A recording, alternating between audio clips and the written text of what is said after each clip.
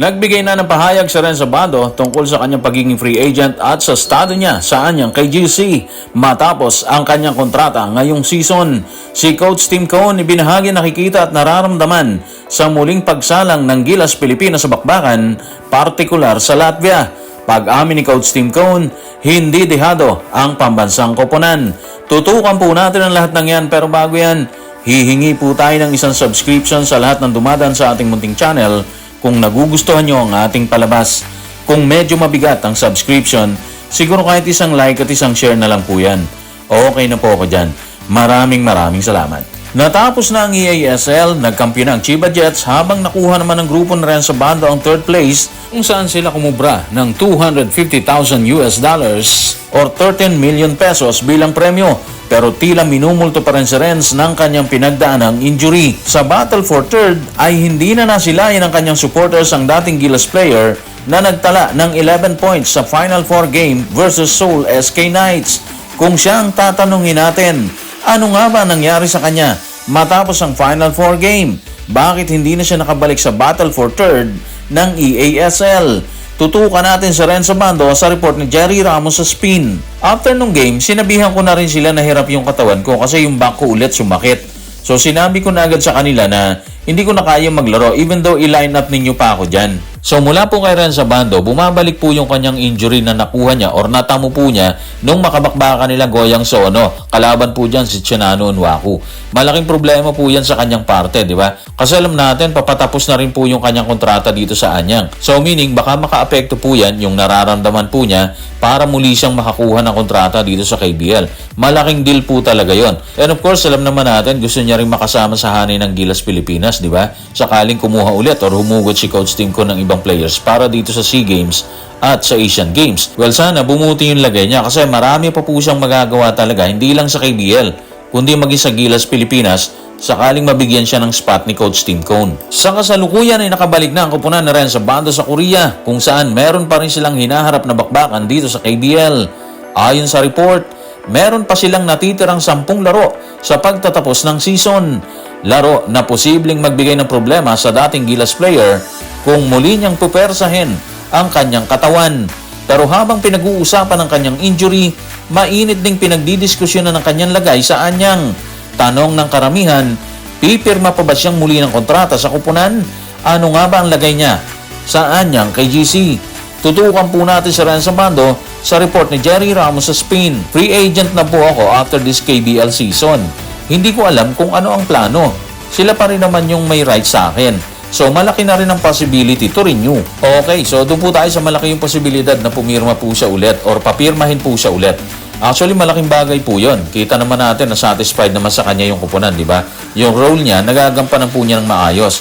Meaning, hindi po siya tinitipid sa oras or sa minuto na dapat makuha po niya. Nakukuha niya po eh. Sa parting yan, alam po nila kasi yung kayang ibigay ni Renzo Bando, di ba? Medyo inalat lang talaga nung matimingan ni Nwaku.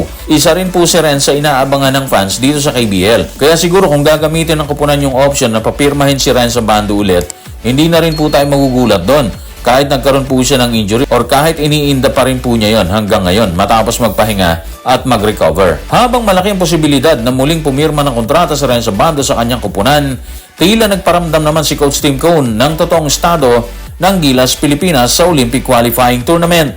Kasalukuyan ding busy ang butihing coach sa pagtimon sa Barangay Ginebra na kumuha na ng 2 panalo sa kasalukuyang ginaganap na PBA Philippine Cup. Nagpahayag ang kasalukuyan ding taktisyan ng Gilas ng tila konting pahiwatig sakaling makaharap na nila ang koponan ng Latvia sa paparating na OQT. Sa kanyang pananaw, posible ba na talunin ang ating koponan ng Latvia? Tutukan po natin si Coach Tim sa report ni Denison Ray Dalupang ng Inquirer. Malaki ang paniniwala ko na may mga bagay na mahirap gawin, pero walang imposible. Alam kong magiging mahirap ang Latvia, pero hindi ko iniisip na imposible. Ayoko talagang isipin. Pero sa palagay ko, magiging napakahirap na subukang talunin ang ika-6 na ranggo na koponan sa mundo sa kanilang home court. Para sa akin, andun po si Coach Tim Cone sa paniniwala na lahat ng bagay posible. Kaya number 1 or number 2, kahit ano pa yan, may posibilidad na talunin talaga or mangyari na makagawa tayo ng isang upset sa malaking koponan dito sa Europa. Of course, alam niya na mahirap gawin. Pero alam niya kasi na may kakayahan ng ating koponan eh. Alam niya yung mga taong hawak niya. May abilidad na makagawa ng isang malaking bagay para sa bayan. Pero bago nila magawa ang lahat ng yan, matinding training ang pagdadaanan or matinding trabaho ang dapat nilang gawin, di ba? Yung home court advantage, malaking bagay din po yun. Isang magiging malaking factor din po yun once na nakaharap na nila ang Latvia. Parang Gilas din, di ba? Kapag may laro po sila dito, dinudumog talaga ng fans ang venue. Kaya sigurado tayo na ganoon din ang mangyayari sa Latvia versus Gilas. At dahil pinag-uusapan na rin natin ang bakbakan ng Latvia at Gilas, malaking katanungan ngayon kung anong estado ng ticket para sa nasabing event or torneo.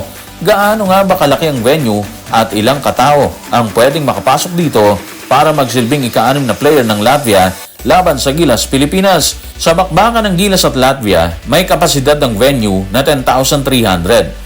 Base rin sa site na viagogo.com, sa report po nila yan, may 23 tickets pa pong natitira sa bakbakan. Sa bakbakan po yan ng Gilas, Pilipinas at ang Latvia. Ibig sabihin, matagal pang bakbakan pero naghahanda na ang fans para makakuha sila ng slot sa venue para masiguro nilang masasaksihan po nila yung bakbakan ng Gilas at Latvia sa OQT. Kaya siguro, hindi na rin nakakagulat kung mapuno nila yung venue sakaling dumating na po ang tamang oras at araw ng laban. Sa aspetong yan, hindi rin po natin alam kung gaano karami ang Pinoy na makakapanood ng bakbakan or manonood ng live para magsilbing cheering squad ng Gilas kahit dihado sa dami ng hometown crowd, di ba? Pero isa ang sigurado po tayo dyan, magiging mahirap para sa pambansang kupunan ng lahat.